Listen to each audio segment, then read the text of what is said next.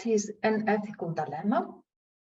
An ethical dilemma is a situation in which a difficult choice must be made between two possible courses of action, both of which transgress a moral principle or value. An ethical dilemma occurs then when whatever the choice one makes, it seems both right and wrong at the same time, as both choices entail a clash of principles or values. Values, in fact, are not universal. They vary across individuals and national, ethnic, or religious group cultures. Perceptions, attitudes, and behaviors towards ethical dilemmas in teaching can differ hugely, even among members of the same cultural groups.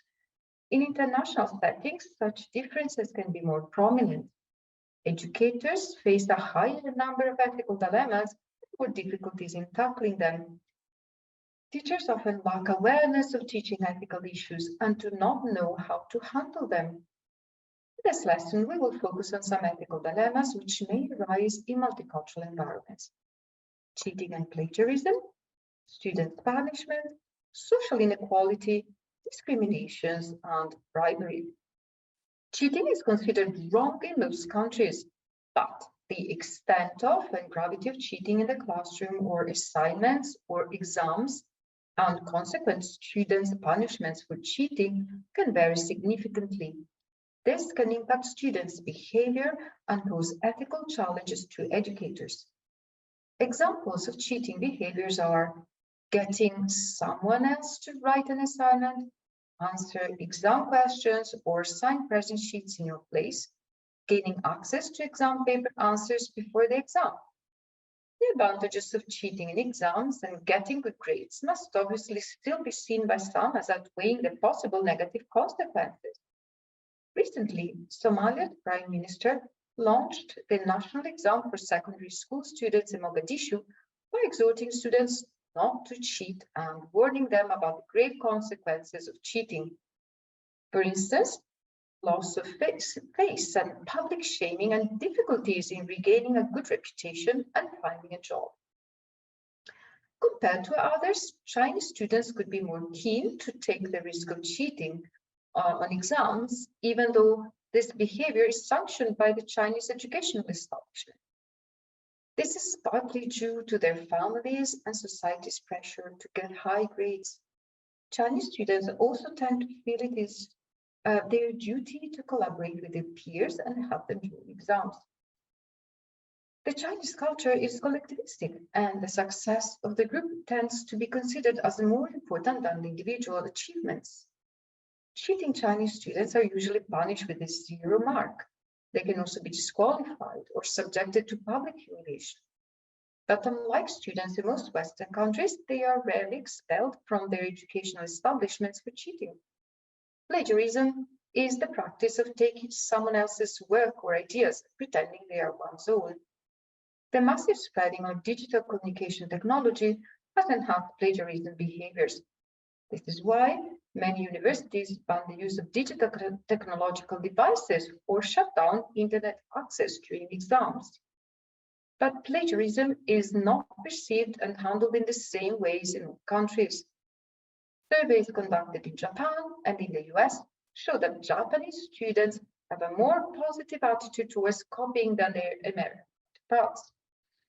In some Asian countries like Japan and China, copying a master's work is not considered stealing, but as a display of admiration for and homage to its author. Educators, particularly in Western countries, try to prevent plagiarism by warning students that plagiarism is unethical and a crime, and use software such as Grammarly, Scrivener, Writer, UniCheck, or PlagueScan to track down plagiarism and punish students. In some countries, students are punished with public humiliation. Their names are inscribed on publicly displayed board, for instance, or they are asked to write a self-criticism essay and read it out loud in class. In some others, students can be subjected to physical punishments like caning or lashing for being noisy in class, performing badly, or misbehaving.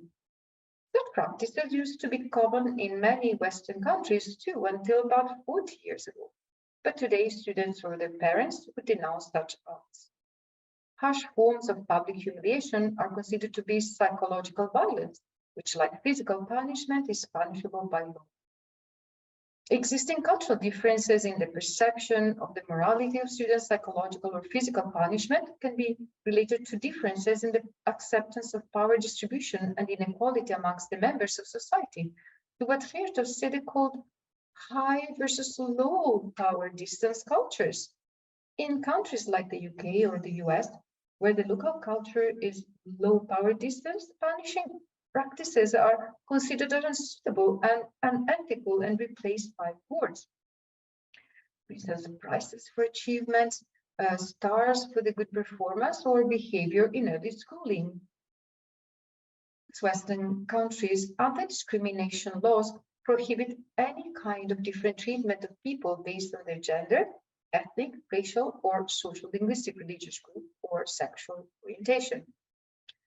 Neither educators nor any society actors can discriminate against students based on their characteristics or group belonging.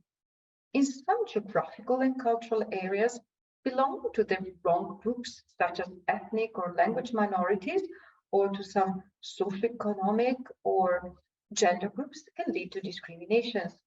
Sometimes such group members are bullied, ignored, or silenced in class or in the educational establishment, or do not receive the right recognition.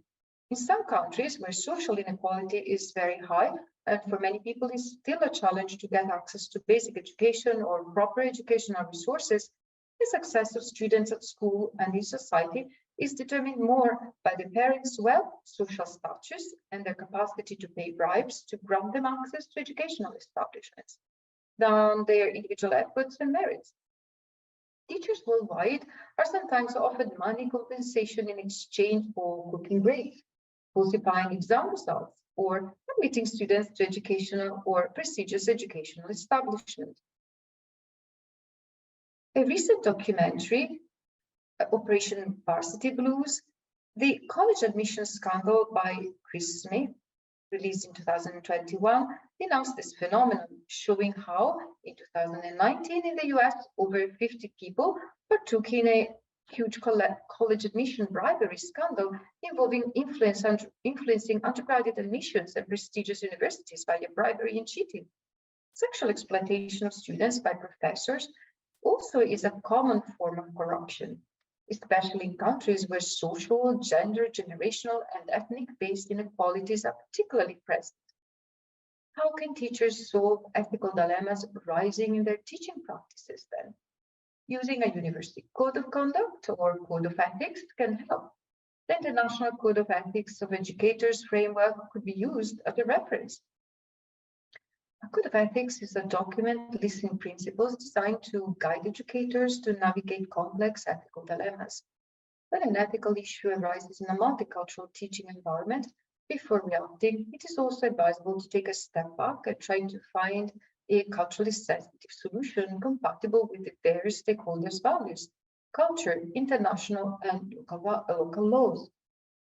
This can be done by following the stakeholder approach steps in the ethical decision-making process. First, acknowledging that there is an ethical problem at stake. Second, identifying the issue and the stakeholders, which means who is involved, yourself, students, the school or university director, the educational establishment, governments, NGOs, and so on. Third, considering relevant facts, local and international laws, values and customs of all stakeholders, and the impact of the decision on each one of them. Fourth, analyzing and establishing possible courses of action. Then, implementing a solution, and finally, evaluating and following up. This process could support you in taking an approach which respects all the various stakeholders' values, culture, international and local laws.